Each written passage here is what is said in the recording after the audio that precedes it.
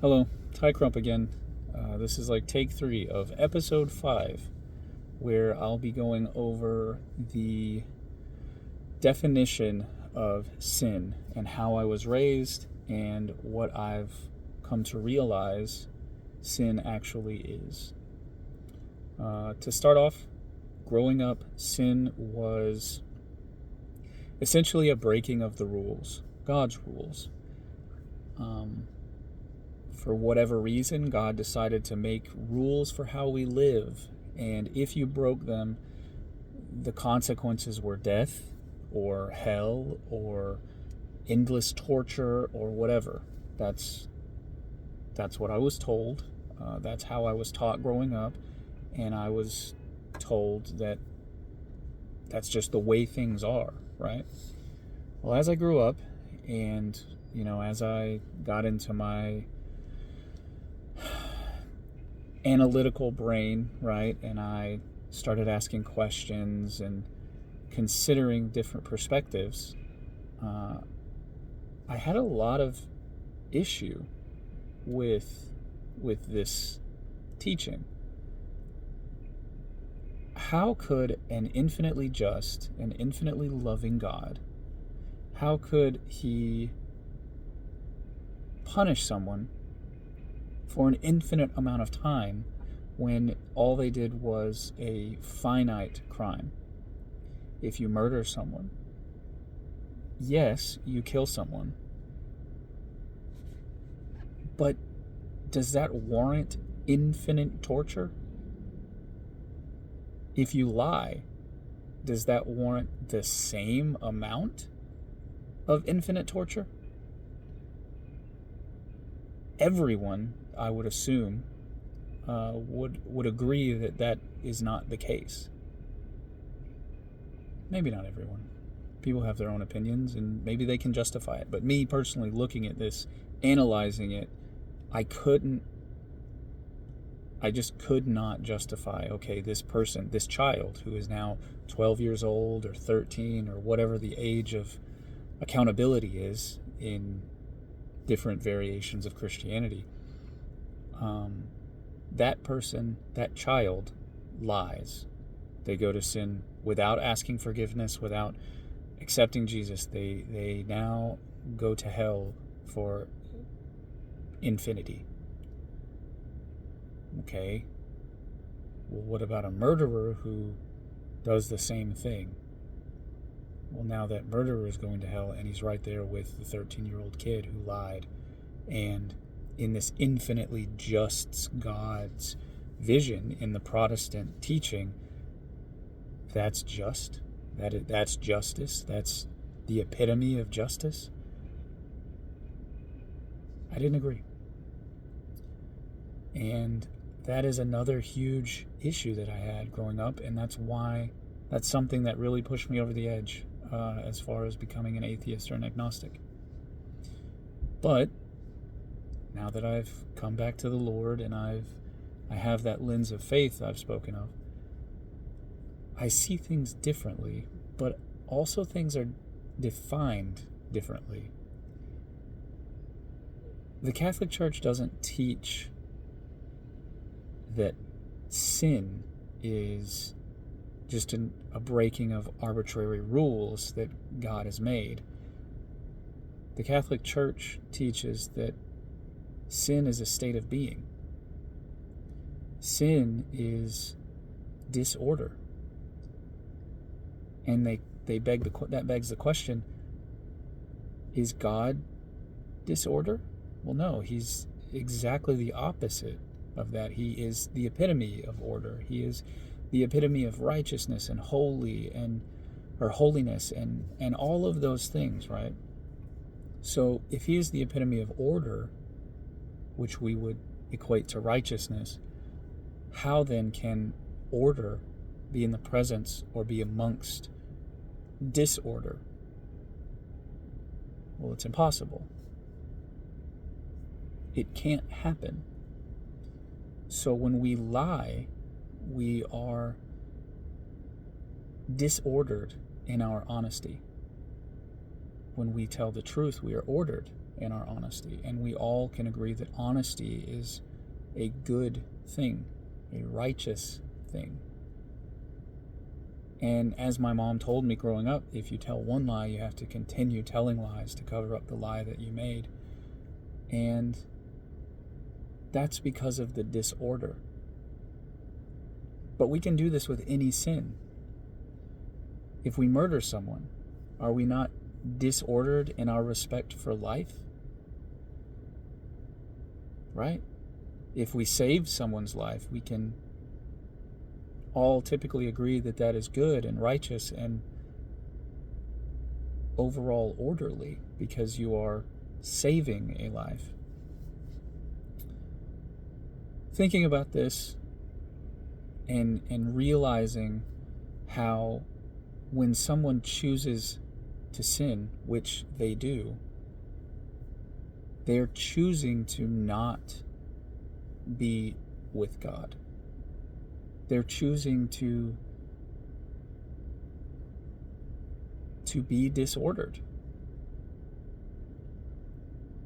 And that may sound harsh. It may come off as harsh as like, oh, well, I would never choose to spend eternity in hell. But in reality, plainly, that's exactly what we do. That's exactly what I did and continue to do. I still sin. I'm weak. I struggle with sin, just as everyone else does. But I'm aware of it, and I make an effort to try and choose orderliness, rather than disorder in my life. Because I've seen the benefits of throwing away disorder. I've seen the benefits of attempting to be orderly and following what I can only comprehend as a righteous path to the Lord. Okay? So yeah, that's, in short, in summary, sin is not just God made rules and I broke them, so he's mad at me and will punish me. Sin is you going to a place and being a certain way that God is incapable of associating with. And when you do this, when you do these things that are disorderly, he loves you and longs for you to return to order. And that's it. That's as simple as it is. And I'll touch on one other thing that I learned recently that is in the same hand as sin. Inherited sin is the sin that was unleashed into the universe upon our first parents' sin, Adam and Eve. Adam and Eve did not have inherited sin. They were created sinless and orderly. And through whatever temptation it was, be it a speaking snake or an angel, depending on, what word we use there, they chose to do something disorderly. Not just break God's commandment, because that's the easiest way to understand it, is, they ate a fruit. God did not damn the entire universe to hell because two people millennia ago decided to eat an apple. The way I've read about it and the way I understand it is Adam and Eve, they chose to do something disorderly. They chose to do evil rather than continue down the orderly path that God had set for them. So the tree of knowledge of good and evil,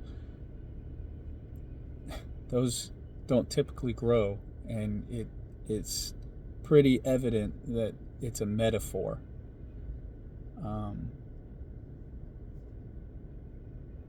So what they did is they partook of that fruit. They partook of the disorderly fruit of whatever action they committed.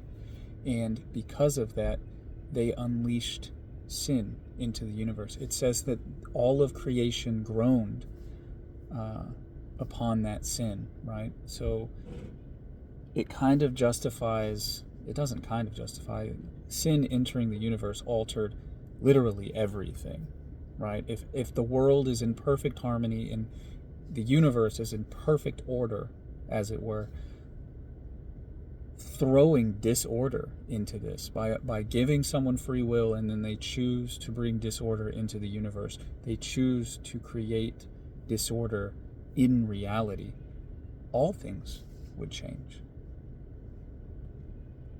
So sin is a very powerful, from that perspective, sin is a very powerful state of being. So powerful, in fact, that it takes you out of the presence of God. So, I don't know. Those are my thoughts. And although we have inherited sin, and therefore that itch, that desire to continue down that disordered path because of its addicting qualities, if we choose order, then we ultimately choose God.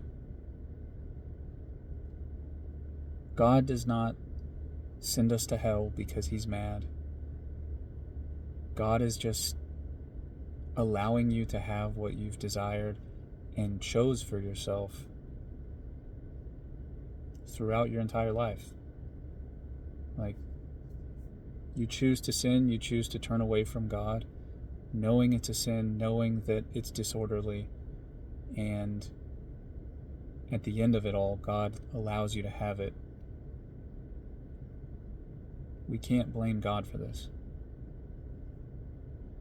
I can't, anyway, and I won't.